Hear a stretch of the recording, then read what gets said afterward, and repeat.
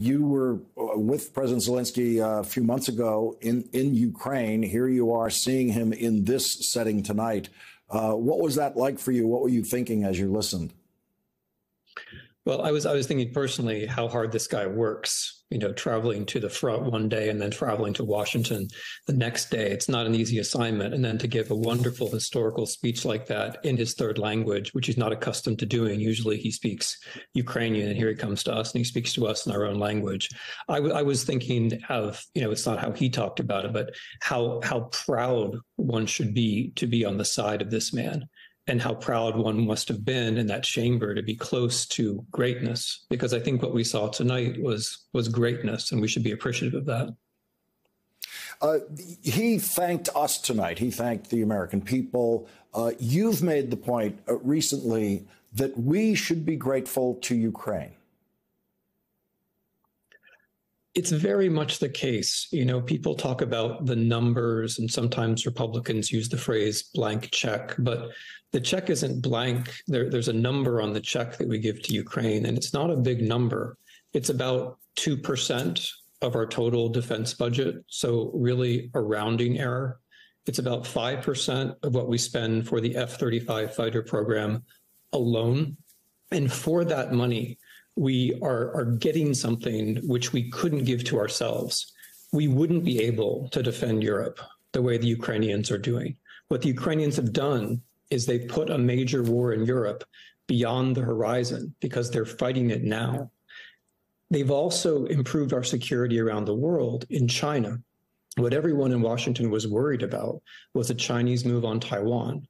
Because the Ukrainians have done such a good job at defending themselves, it's made it much less likely that China will try something in Taiwan. And therefore, in this way as well, they've made a major conflict less likely. So we've spent relatively little money, and we've gotten, frankly, an embarrassing amount of security in return. So that's what I mean when I say we should be grateful. But I think we should also be grateful for the example.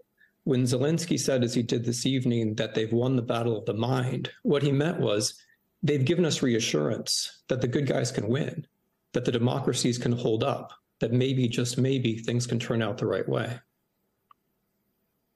What had to happen in Ukraine? What did President Zelensky have to see for him to decide he could leave the country for the first time since this war started, could come to the United States and get back there very quickly, that he could actually do this trip?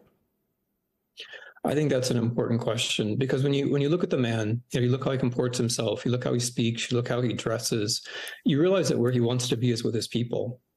Like that in some way he was more comfortable on the front line than he was, no doubt, in DC. He's when I talked to him, the word he used over and over again was represent. That he felt like during the war he was representing his people, and he's right. He's doing what they want him to do. They're all on the same side. They're all thinking about the same thing.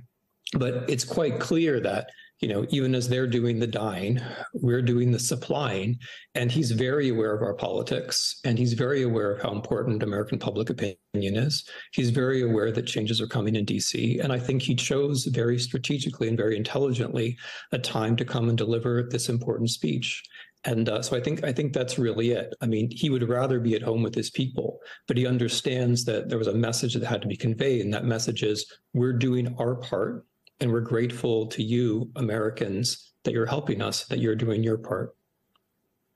I think possibly the most quoted part of the speech, and I think going forward, it will be the most quoted part of the speech in Congress during debates, if any, about funding aid to Ukraine, is when he said, your money is not charity, it's an investment in the global security and democracy. That point will be made repeatedly after he is back in Ukraine. It's hard to think of a better investment, honestly. I mean, we spend nearly $1 trillion a year, the better part of $1 trillion a year on security. For a tiny fraction of that, around 2%, the Ukrainians are contributing to security in Europe and Asia and all around the world. It's hard to think of a better investment. I mean, if one had said before this war started that we could spend so little money and 0 American lives and get this much return on it, no one would have believed it. But that's how it's happened. Thanks to Zelensky staying, thanks to his courage and the courage of his people, and thanks to the intelligence of the Ukrainian armed forces and the courage of the Ukrainian armed forces, that's how it's turned out. It has turned out to be an unexpectedly good investment with an amazing return from an American point of view.